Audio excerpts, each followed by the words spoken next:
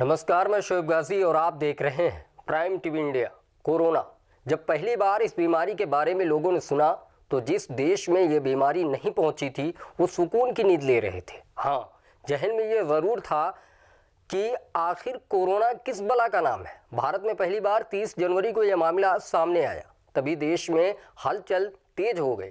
Corona के लगातार बढ़ते हुए प्रकोपों को देखते हुए पीएम मोदी ने 25 मार्च को 21 दिन का लॉकडाउन की घोषणा कर दी। इस 21 दिन के लॉकडाउन में कितने मरीज आए और क्या स्थिति रही, देखिए हमारी ये खास रिपोर्ट।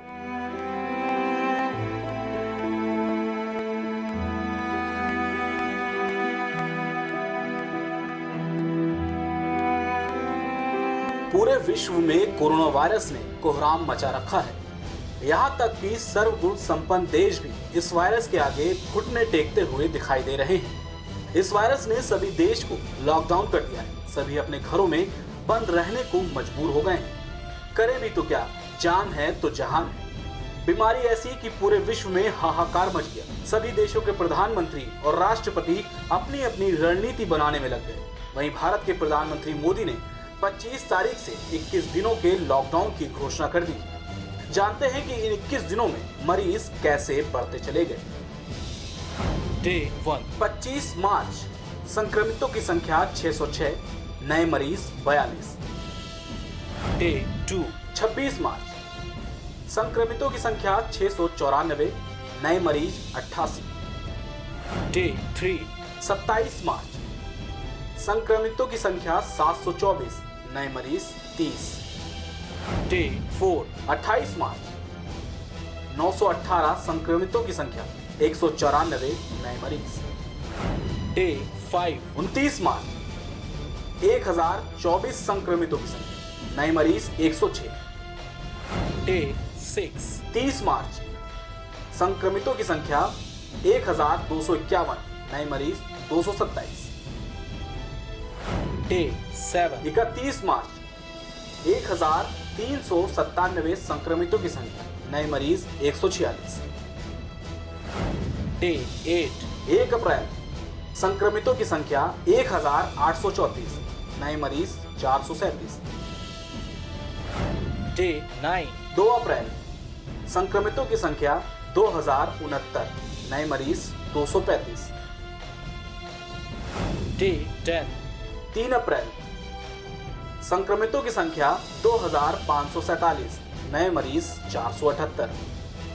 डे 11 4 अप्रैल संक्रमितों की संख्या 3072, नए मरीज 525। डे 12 5 अप्रैल संक्रमितों की संख्या 3577, नए मरीज 505। डे 13 6 अप्रैल संक्रमितों की संख्या 4281, नए मरीज 704। डे 14 7 अप्रैल संक्रमितों की संख्या 4789, नए मरीज 508। डे 15 8 अप्रैल संक्रमितों की संख्या 5916, नए मरीज 565। डे 16 9 अप्रैल संक्रमितों की संख्या 6729, नए मरीज 813। डे 17 10 अप्रैल संक्रमितों की संख्या 7600, नए मरीज 871। डे 18 11 अप्रैल संक्रमितों की संख्या 8454, नए मरीज 854। डे 19 12 अप्रैल संक्रमितों की संख्या 9211, नए मरीज 759। डे 20 13 अप्रैल संक्रमितों की संख्या 10,453, नए मरीज 1,242।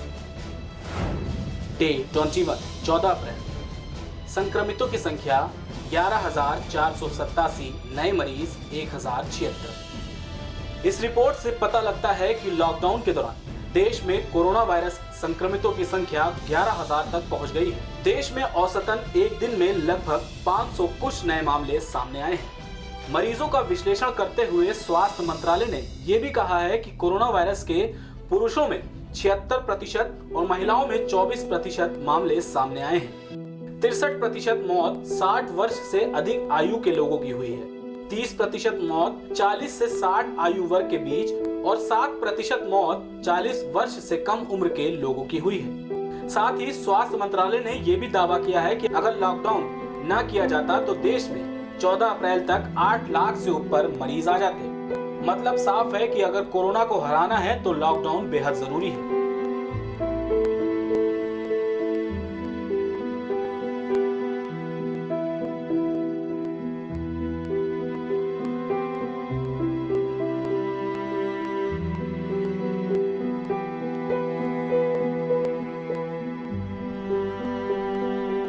तो ये है पूरा विश्लेषण कि लॉकडाउन का क्या असर रहा और कितने मरीजों की संख्या हर दिन बढ़ती चली गई।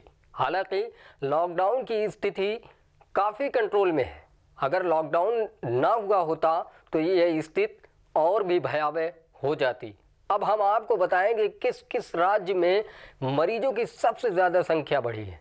महाराष्ट्र, तमिलनाडु, दिल्ली, तेलंगाना, राजस्थान के साथ कई ऐसे राज्य हैं जहां स्थिति काफी गंभीर है। इन राज्यों में मामले तेजी से बढ़े हैं। इन सभी राज्य के मुख्यमंत्री युद्ध स्तर पर कोरोना से निपटने के लिए तैयारी भी कर रहे हैं। तो आइए दिखाते हैं कि वो कौन से 10 राज्य हैं जहां कोरोना का प्रकोप काफी दिखाई दे रहा है।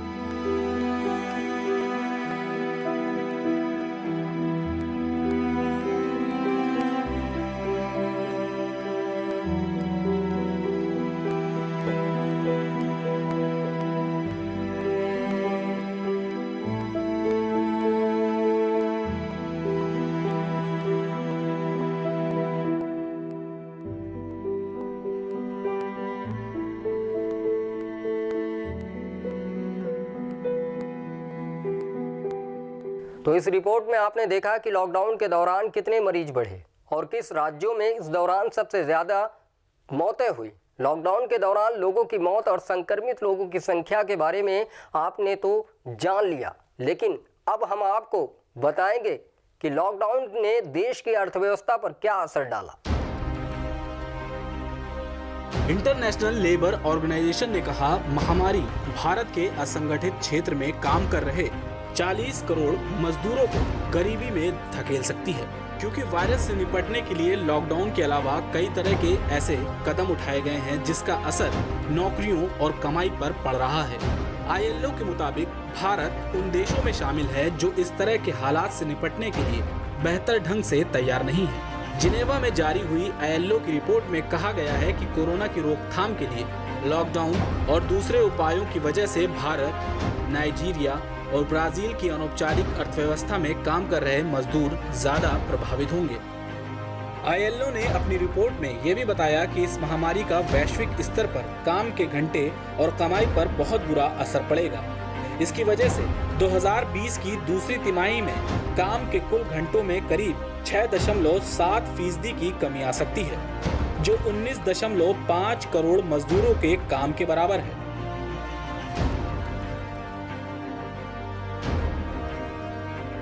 इसका सबसे ज्यादा असर अरब देशों में पड़ता दिख रहा है। यहाँ काम के घंटों में 8.1% की कमी हो सकती है, जो 50 लाख स्थायी वर्करों के काम के बराबर है।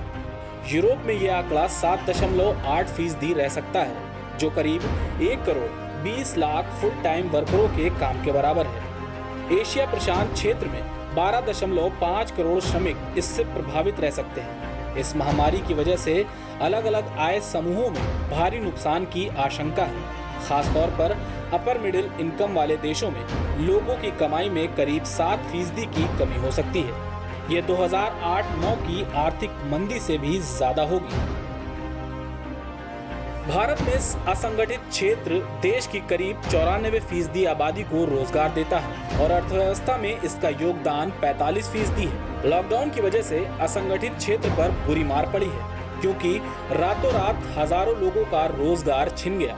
कोविड-19 का संक्रमण ऐसे वक्त में फैला जब भारत की अर्थव्यवस्था मोदी सरकार के साल 2016 के नोटबंदी के फैसले की वजह से आई सुस्ती से उबरने की कोशिश कर रही है। नोटबंदी के जरिए सरकार कालाधन सामने लाने की कोशिश कर रही थी, लेकिन भारत जैसी अर्थव्यवस्था जहां छोटे छोटे कारोबार कैश पेमेंट पर ही निर्भर थे, इस फैसले से उनकी कमर टूट गई है।